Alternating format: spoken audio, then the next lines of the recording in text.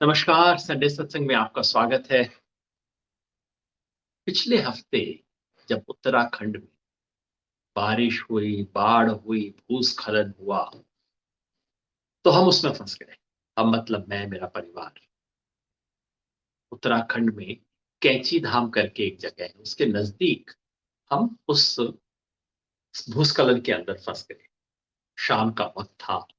सच बात यह है कि सरकार ने वार्निंग दी थी और पता नहीं किस वजह से, क्या बेवकूफी से हमने वो वार्निंग देखी। बारिश शुरू हुई, हमने सोचा कि भाई साधारण बारिश है और ठीक है, थोड़ी देर में निकल जाए। लेकिन बारिश शुरू हुई तो चलती रही। 18 तारीख की शाम की बात। और बारिश इतनी घमासान। और पता लगा सामने, ऐसे पहले लगा ट्रैफिक जैम, फिर पता लगा ट्रैफिक जैम नहीं था, आगे लैंडस्लाइड हो गया था। यानी कि पहाड़ जो था वो खिसक के सड़क के ऊपर आ गया। हम रुके। रुके तो देखा एक छोटा सा नाला था जो सड़क के नीचे से जा रहा था। हमने कहा ठीक है, काफी सेफ जगह पे है। फिर कोई समझदार लोकल लोगों ने आके बताया कि नहीं नहीं, गाड़ी यहाँ से हटा लीजिए, क्योंकि हो सकता है नाले का पानी ऊपर आ जाए। तो हम 10-15 मीटर आगे हो गए। 1 घंटे के अंदर अंदर वो नाला सड़क के ऊपर ही नहीं आया, सड़क को काट दिया। मतलब कि अगर हम वहीं पे बैठे रहते और लोकल लोगों की सलाह न मानते, तो इस वक्त मैं आपसे संडे सत्संग नहीं कर रहा होता। संडे के दिन आप कुछ और कर रहे। वहां पे 24 घंटा तक रुके रहे। और ऐसे में जो चीजें जिनकी हमें आदत पड़ जाती है ना, बिजली है, पानी है, टेलीफोन है, और कुछ नहीं तो पैसे से आप खरीद सकते। जहां हम अटके थे वहां बिजली नहीं थी, कोई टेलीफोन टावर काम नहीं करता था, चारों तरफ पानी बरस रहा था, लेकिन पीने के पानी की किल्लत थी, खाने को कुछ मिले नहीं। और इतनी बारिश कि अगर आप थोड़ी सी सूखी जगह पे हैं तो बस उतने में आपकी बचत। ठंड बहुत ज्यादा नहीं थी, लेकिन थी। ऐसा कोई भी अनुभव बहुत कुछ आपको सिखा दे। 24 घंटे हम वहां रुके तो छोटा सा कोई जो खाखरे का कोई पीस बच गया था, थोड़ा सा कोई फल, एक आधा चॉकलेट का टुकड़ा, ये सब आपको इतना महत्वपूर्ण लगता है और समझ आता है कि क्या कुछ शरीर को इतनी छोटी चीजों से क्या कुछ मिलता है। 24 घंटे बिताने के बाद फिर हमें किसी समझदार व्यक्ति ने बताया कि देखिए, यहाँ अटके रहे तो अटके रह जाए, और पता नहीं कब जहां आप खड़े हैं वहां पे भी पहाड़ आ जाए। तो सामान उठा के पैदल निकले। तो कुछ सामान हमने उठाया, और 1.5-2 किलोमीटर का शायद रास्ता था वहां धाम तक, कैंची धाम तक। तो उसको उठा के सर पे, कंधे पे सामान लाद के, वहां कीचड़, पानी, थोड़े से नाले, पत्थर, सब कुछ पार करते हुए हम वहां पहुंचे कैंची धाम। कैंची धाम में हजारों टूरिस्ट फंसे हुए थे। वहां भी बहुत दिक्कत हर तरह की। और वहां जब रात को मंदिर के हॉल में सोने के लिए जगह, क्या बढ़िया। ऐसी घटना के बाद आपको पता लगता है कि बस सिर्फ 2x6 की जगह चाहिए। वो जो रेलवे स्लीपर होता है, इतनी जगह काफी, बाकी सब तामझाम। बाकी सब हम अपने लिए पता नहीं क्या क्या बड़े जंजाल खड़े करके रखते हैं। 2x6 का स्लीपर मिल जाए, अच्छी नींद आती है। और उस दिन शाम को मंदिर की कृपा से जो गरम गरम मूंग की दाल मिली और एक रोटी मिली, एक नई रोटी और भी मिली, इतनी स्वाद लगी। यही तो जीवन की जरूरत है, बाकी पता नहीं कितना बड़ा तामझाम हम खड़ा करके रखते हैं। उस अनुभव के बाद सोचा, जीवन की प्रायोरिटीज, ऐसे किसी भी अनुभव से जीवन की प्राथमिकताएं थोड़ा और स्पष्ट होती। क्यों हम जीते हैं, क्या करते हैं, क्यों करते हैं, थोड़ा जंजाल थोड़ा कम हो जाता है। खैर, इस पे प्रवचन देना मेरा उद्देश्य नहीं था। हालांकि वहां जाके मैंने प्रवचन सुना। और मंदिर की बहुत विशिष्ट इतिहास है कैंची धाम मंदिर का। जो मूल बाबा जी ने जिन्होंने शुरू किया था, उनके बारे में कभी समय मिले पढ़िएगा, सुनिएगा। बहुत लोग हैं जो इस देश की जो सच्ची साधु परंपरा है उसको जीवित किए रखे हैं। वैसे ही बाबा थे जी थे जिन्होंने इस धाम की स्थापना की। मैं आज बात करना चाहता हूं अल्पसंख्यकों के सवाल पे, क्योंकि अल्पसंख्यकों का सवाल खबर में होना भी चाहिए। बांग्लादेश से जो खबर आ रही है बहुत दुखदाई है। तो शुरुआत करता हूं बांग्लादेश से, क्योंकि सबसे बड़ी खबर वहीं से आ रही है। बांग्लादेश में हिंदू माइनॉरिटीज जो है उन पे हमले। बांग्लादेश के हिंदुओं का सबसे बड़ा त्योहार का सीजन यही था, जो दुर्गा पूजा, जो बंगालियों का हमारे इधर भी है उधर भी है। और अष्टमी के दिन वहां उन पर अटैक। मगर इससे पहले बांग्लादेश की थोड़ा स्थिति मैं आपको बता दूं, क्योंकि बांग्लादेश के माइनॉरिटीज और पाकिस्तान की माइनॉरिटीज में बहुत फर्क है। अफगानिस्तान में तो खैर बहुत ही छोटी संख्या है जो व्यापारी है मूलतः। पाकिस्तान में पार्टीशन जब हुआ, तो जिसे उस जमाने में वेस्ट पाकिस्तान कहते थे, जिसे आज हम पाकिस्तान कहते हैं, उसमें हिंदू और सिख बिल्कुल नाम के लिए बचे। और जो बचे वो मुख्यतः वो जो कि समाज के सबसे निचले पायदान पे थे, ज्यादातर दलित। खासतौर पे जो बिल्कुल भारत से सटा हुआ इलाका है पंजाब का, उसमें मुख्यतः हिंदू और क्रिश्चियन दो भी बचे हैं, वो दलित समुदाय के बचे। तो बहुत गरीब, बहुत कमजोर अवस्था में। सिंध में कुछ व्यापारी लोग बच गए, लेकिन पाकिस्तान में माइनॉरिटीज कोई 2-2.5% के करीब है। बांग्लादेश की स्थिति नहीं। बांग्लादेश में जो पार्टीशन हुआ, पार्टीशन के बाद उस तरह की दीवार नहीं थी बांग्लादेश में अभी तक, 15-20 साल पहले तक नहीं थी। आराम से लोग सुबह रिक्शा उठाते थे, बांग्लादेश से भारत में आके काम करते थे, वापस चले जाते थे, ये सब हुआ करता था। बांग्लादेश में आजादी के वक्त लगभग 30% हिंदू थे। बहुत बड़ी संख्या थी। सारे हिंदू इस तरफ आए नहीं थे। और वहां के हिंदुओं की स्थिति, जो बांग्लादेश में रहे, उनकी स्थिति इतनी कमजोर नहीं थी। जो गांव के हिंदू भी थे, किसी कारणवश, जिसे ईस्ट पाकिस्तान उन दिनों कहा जाता था, पूर्वी बंगाल जिसको कहा जाता था, वहां का जो हिंदू था वो जमींदार भी था, वो सशक्त है, इसलिए भी वहां टिके। भाई इतनी भी जमीन छोड़ के कौन आए इस तरफ। तो वहां बड़ी संख्या में अपेक्षाकृत बेहतर अवस्था के हिंदू बांग्लादेश में रहे। पिछले 60-70 साल से धीरे धीरे वहां हिंदुओं की जनसंख्या कम होती है। कम इसलिए भी कि उन्हें हिंदुस्तान में, भारत में आने के चांसेस थे, स्थिति बेहतर थी, इकोनॉमिकली भारत में अपॉर्चुनिटीज बेहतर थे, इसलिए भी बहुत हिंदू आए। और इसलिए भी कि लगातार उनके विरुद्ध किसी ना किसी तरह का डिस्क्रिमिनेशन का माहौल बांग्लादेश में बना रहा। खासतौर पे बांग्लादेश बनने से पहले तो बहुत बुरी अवस्था थी। बांग्लादेश युद्ध से जस्ट पहले पाकिस्तान की फौजों ने वहां पे जिस तरह का आतिताई राज किया, उसमें हिंदुओं को टारगेट किया गया था बहुत ज्यादा। तो बहुत लाखों की संख्या में हुए, 80-90 लाख शरणार्थी इधर भारत की तरफ आए थे, और उनमें से अधिकांश वापस नहीं गए। तो बांग्लादेश के हिंदुओं की संख्या धीरे धीरे घटती रही, और वो अब घट के लगभग 10% पे आ गई। लेकिन अब भी 10% है। कोई 1,60,60,00,000 हिंदू बांग्लादेश में आज भी है, लगभग 10% बांग्लादेश की आबादी। उनके विरुद्ध शुरू में जब बांग्लादेश बना, तब माहौल काफी अच्छा था, क्योंकि बांग्लादेश बंगालियों का देश था। हर बंगाली का, हिंदू मुस्लिम सबका था, धर्मनिरपेक्ष देश था। लेकिन जब शेख मुजीबुर रहमान, जिन्होंने बांग्लादेश की स्थापना की, वो गए, उसके बाद से धीरे धीरे इस्लामिसिज्म बढ़ने लगा। बांग्लादेश को इस्लामिक देश घोषित कर दिया गया। इन्होंने, लोकतांत्रिक सरकार ने नहीं, वहां के जनरल जिन्होंने शेख मुजीबुर रहमान को हटाया, बांग्लादेश में भी और पाकिस्तान में भी। जब जब जनरल लोगों का, आर्मी का राज हुआ है, तो आर्मी ने अपनी जनता में अपनी लोकप्रियता बनाने के लिए धर्म, इस्लाम, कट्टरपंथ का सहारा। बांग्लादेश में भी यही हुआ। उन्होंने बांग्लादेश को इस्लामिक राज घोषित कर दिया। हालांकि वहां का संविधान आज भी हर नागरिक को बराबर अधिकार देता है। इस स्थिति में ये जो लेटेस्ट एपिसोड ये हुआ है, पिछले 5-6 साल में कई बार ऐसी घटनाएं हो चुकी हैं। जैसे हमारे यहाँ कांग्रेस और बीजेपी है, कांग्रेस को मुसलमानों का वोट मिलता है, बीजेपी मुसलमानों के खिलाफ लोगों को भड़काती है। बांग्लादेश में भी कुछ ऐसी स्थिति है। वहां अवामी लीग पार्टी है। अवामी लीग पार्टी वो है जो शेख मुजीबुर रहमान की बेटी हसीना चलाती है। और दूसरी है बीएनपी पार्टी, जो कि वहां के डिक्टेटर के राज से शुरू हुई थी, खालिदा जिया जिसको चलाती है।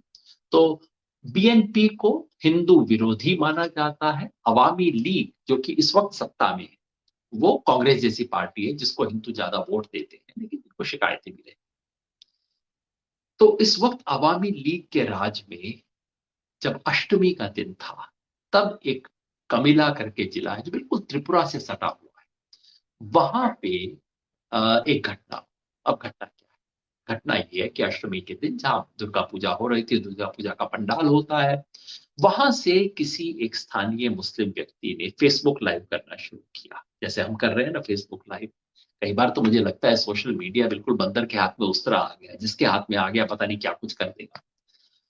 तो सुबह उसने फेसबुक लाइव किया और कहा कि देखो, इस दुर्गा पूजा के पंडाल में इस्लाम की तौहीन की जा रही है। कैसे? कि ये देखिए, कुरान शरीफ को हिंदू देवी देवताओं की मूर्तियों के पांव में रखा। साथ उसने तस्वीर दिखाई, वीडियो दिखाया, और वहां पे तो और सब मुसलमानों को अपील की, यहाँ आओ, इस्लाम को बचाओ, इस्लाम की तौहीन हो रही है। लोग पहुंचे।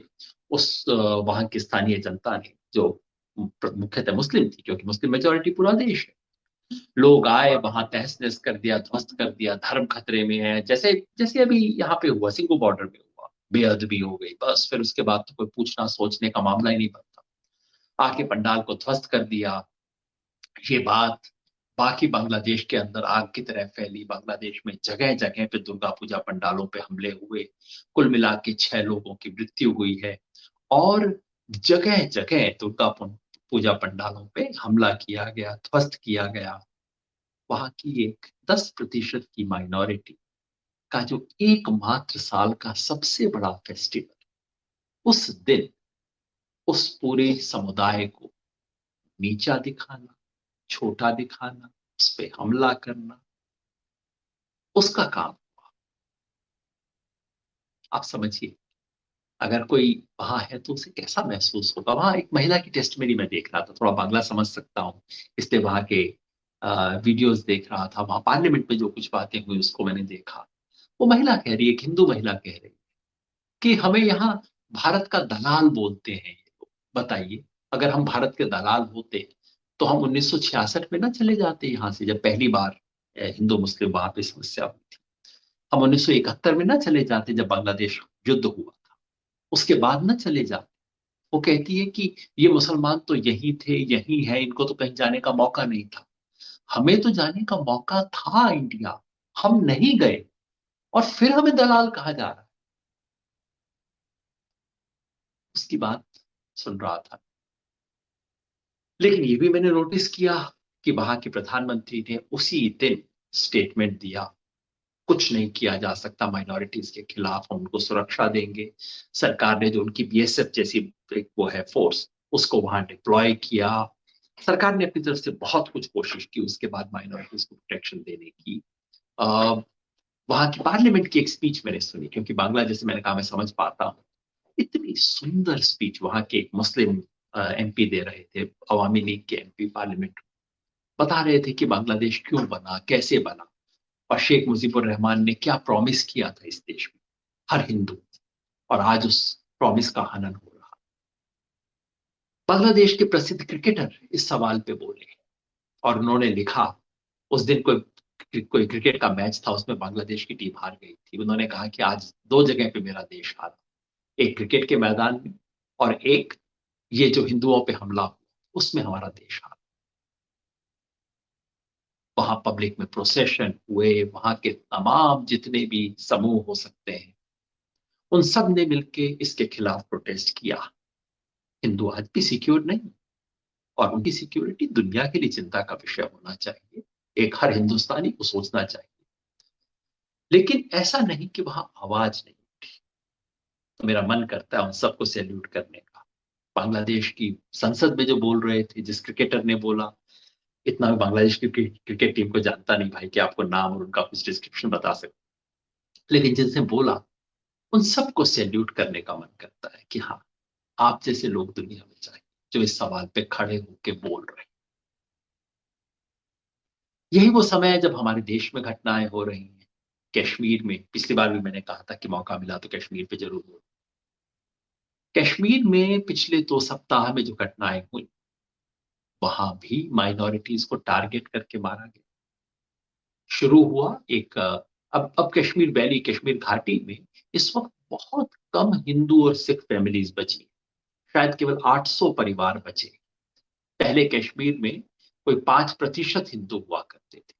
अब वो 1% भी नहीं बचे, बहुत कम बचे, क्योंकि 90 में जो उनको अपने घर से बेदखल किया गया, उसके बाद धीरे धीरे ज्यादातर लोग छोड़ के चले गए, बहुत कम संख्या में बचे। लेकिन जो लोग हिम्मत से बचे, उनको भी टारगेट किया। वहां के एक प्रसिद्ध फार्मासिस्ट हैं, पहले उनको किया गया, अगले दिन स्कूल के एक टीचर को किया गया, फिर उसी स्कूल की एक सिख प्रिंसिपल थी, उसको किया गया, कोई गोलगप्पे बेचने वाला बिहार से था, उसको टारगेट करके मारा गया।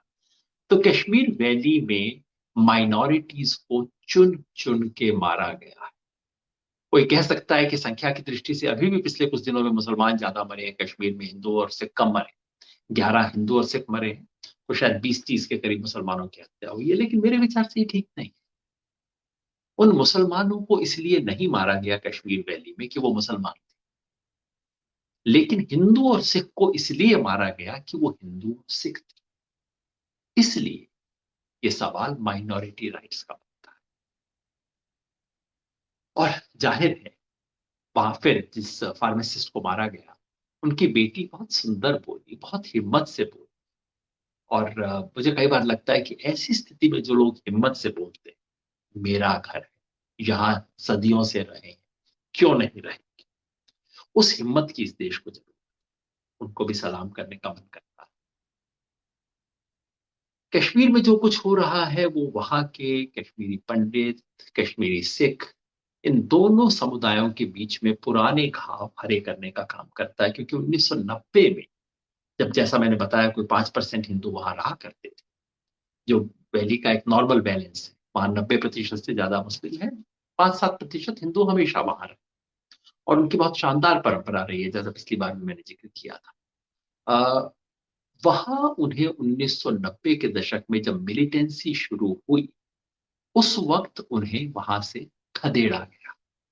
एक पैरेलल और बता दूं, बांग्लादेश की तरह ही कश्मीर में भी जो हिंदू परिवार थे, वो अपेक्षाकृत संपन्न थे, ज्यादा पढ़े लिखे थे, ज्यादा सरकारी नौकरी में थे। अ, और इसलिए उनके खिलाफ ईर्ष्या भड़काना, लोगों को भड़काना का काम थोड़ा आसान हो जाता। ऐसी स्थिति में उनके ऊपर 90 के दशक में, 90 के अर्ली डेकेड्स के अंदर, अर्ली सालों, हमला हुआ। रातों रात उनको छोड़ने की धमकी दी गई और उनको छोड़ के जाना पड़ा, ऐसी स्थिति में जहां सरकार उनके साथ खड़ी नहीं। आज एक फर्क है। फर्क ये है कि सरकार कम से कम आज कश्मीर की माइनॉरिटीज के साथ खड़ी है। क्यों खड़ी है, किस राजनीति के करके खड़ी है, मैं इसमें नहीं जानता। जो भी है, माइनॉरिटीज के साथ सरकार खड़ी है, बहुत अच्छी बात है। कम से कम सरकार उनको आश्वासन दे रही है कि हम आपके साथ हैं, आपको अपने अपने पुश्तैनी मिट्टी पे रहने का आपको अधिकार है। ये बात सरकार कह रही है, ये बात सिक्योरिटी फोर्सेस कह रही हैं। सिर्फ सरकार और सिक्योरिटी फोर्सेस से कभी भी कोई सिक्योर नहीं हो सकता, लेकिन जहां तक सरकार की कोशिश है, सरकार वहां पे कोशिश कर रही है। गृह मंत्री गए हैं। कश्मीर की स्थिति इस वक्त ज्यादा इसलिए डेलिकेट होती जा रही है क्योंकि अफगानिस्तान में तालिबानी आ गए। चीन से हमारे संबंध इस वक्त काफी टेंस है। तो 2-3 तरफ से प्रेशर की वजह से, और पाकिस्तान की इमरान खान सरकार जो हमेशा वाले खेल पाकिस्तान के हैं वो खेल रही, तो इन दोनों तीनों चीजों की वजह से कश्मीर में इस वक्त स्थिति काफी नाजुक है। और ऐसे में इस नाजुक स्थिति का फायदा उठा के कोई मिलिटेंट ग्रुप, एक नए मिलिटेंट ग्रुप का नाम आ रहा है, कहते हैं कि वो मिलिटेंट ग्रुप 370 आर्टिकल खत्म करने के बाद, क्योंकि वहां याद रखिए, वैली में बहुत गुस्सा भी है इस वक्त 370 के। इसका फायदा उठा के कुछ मिलिटेंट ग्रुप, कुछ टेररिस्ट आउटफिट इन बेगुनाह माइनॉरिटीज को टारगेट करके अपने खेल करने की कोशिश। इसके बारे में हम सबको, देश को सजग रहने की जरूरत है और माइनॉरिटीज के साथ कश्मीर में खड़ा होने की जरूरत है। पहले से ज्यादा, कम से कम 90 में जो कुछ हुआ वो दोहराया ना जाए, ये पूरे हिंदुस्तान की ड्यूटी बनी। ये दो बातों की चर्चा करने के बाद कुछ बातें थोड़ा और नजदीक की। गुड़गांव मेरा अपना शहर है, मेरा अपना शहर इस मायने में कि मेरी पैदाइश वहां की है। गुड़गांव में पिछले 2-3 हफ्ते से एक विवाद चल रहा है। सन 2018 में भी यही विवाद हुआ कि मुसलमान वहां नमाज कहाँ पढ़े। गुड़गांव शहर में, मैं क्योंकि बचपन में उस शहर को बहुत देखा है, वहां अपनी लोकल मुस्लिम पॉपुलेशन बहुत कम है। लेकिन अब जब गुड़गांव बहुत बड़ा शहर बन गया है तो बाहर से कारीगर कामगार लोग बहुत कुछ आए। तो शहर में मस्जिदें कम है, लेकिन शहर में मुस्लिम पॉपुलेशन ज्यादा है। उसका इम्बैलेंस है। वहाँ पड़ोस में, वहां से 50 किलोमीटर दूर मेवात का इलाका है जहां मुस्लिम डोमिनेंट है, जहां हिंदू माइनॉरिटी। गुड़गांव शहर में नमाज की जगह कम है। लोग अलग अलग जगहों पे जो स्पेस मिलता है उस पे नमाज अदा करते हैं शुरुआत। और 2-3 साल से ये हो रहा है कि कुछ ग्रुप टारगेट करके कि नमाज कहीं ना पढ़े, नमाज पढ़े तो वहां पे जय श्री राम, ये करो जाओ, ये सब नारे लगते हैं। उसके खिलाफ हिंसा की कोशिशें हुई हैं। 2018 में तो बहुत ही टेंस सिचुएशन हो गई थी। जाहिर है, बिल्कुल खुल्लम खुल्ला एजेंडा है मुसलमानों को डराया जाए। अगर बांग्लादेश की माइनॉरिटी के साथ हमें खड़ा होना हो, अगर कश्मीर की माइनॉरिटी के साथ खड़ा होना चाहिए, तो गुड़गांव की माइनॉरिटी के साथ भी खड़ा होना चाहिए। पूरे देश के हालात आप देखिए क्या हो रहा है ना। और ये जो मैं बात कह रहा हूं, ये आपको मैं बीजेपी लीडर के हवाले से कह सकता हूं। बीजेपी के एक लीडर है जाकिर हुसैन साहब, ये पड़ोस, जैसा मैंने बताया, मेवात के हैं। और वो कहते हैं कि देखिए, यहाँ जानबूझकर मुसलमानों को परेशान करने के लिए मुद्दा बनाया जा रहा है। नहीं तो यहाँ हफ्ते में 1 दिन 2 घंटे की नमाज करना, वो भी किसी प्राइवेट प्रॉपर्टी पे, इससे किसी का क्या जाता है। जिसकी प्रॉपर्टी है वो एतराज करे ना, बाकी लोग क्यों एतराज करें। ये बीजेपी के लीडर कह रहे हैं। तो क्या हमें उनके साथ खड़ा नहीं होना चाहिए। बाकी देखिए देश में क्या हो। आमिर खान एक ऐड करते हैं एक टायर की कंपनी के लिए। ऐड है कि पटाखे न जलाएं, सीजन आ रहा है पटाखे का। वो जिक्र दिवाली का नहीं करते, वो जिक्र करते हैं साथ में इंडिया की क्रिकेट टीम का है, और अभी T20 का सीजन आ रहा है। आज तो इंडिया पाकिस्तान का मैच भी होगा। तो वो कह रहे हैं कि भाई